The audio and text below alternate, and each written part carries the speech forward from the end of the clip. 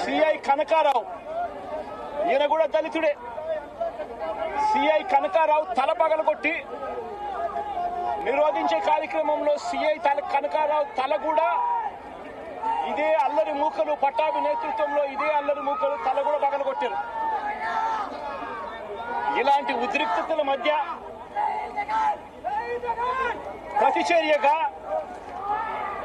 ప్రతిచర్యగా Telugu Desam party వాళ్ళు ఇటువైపున రావడం, ప్రతిచర్యగా YCP వాళ్ళు కూడా అటువైపున వెళ్లే కార్యక్రమం జరగడం, ఈ ఘటన జరిగింది.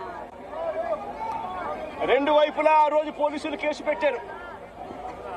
వైసీపీ ప్రభుత్వం అధికారంలో ఉంది, అయినా కూడా వన్సైడెడ్గా కేసులు వాళ్ళ మీద పెట్టలేదు.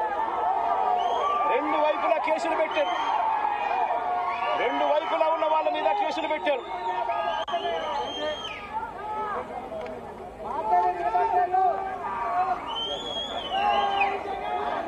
తర్వాత గన్నవరం ఘటనకు సంబంధించి అప్పటి పోలీసులు సుమోటోగా టీడీపీ పార్టీ మీద, వైసీపీ పార్టీకి సంబంధించిన వాళ్ళ మీద, ఇద్దరి మీద కేసులు పెట్టారు.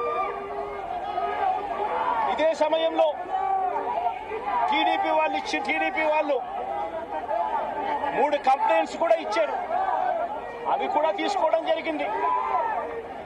కానీ ఈ ఘటనలన్నీ కూడా టీడీపీ ఇచ్చిన కంప్లైంట్స్ లో కానీ, ఆ రోజు ఇచ్చిన కంప్లైంట్స్ లో కానీ, పోలీసులు పెట్టిన కేసుల్లో కానీ ఎక్కడా కూడా వంశీ పేరు లేదు. కారణం వంశీ ఘటనలో లేడు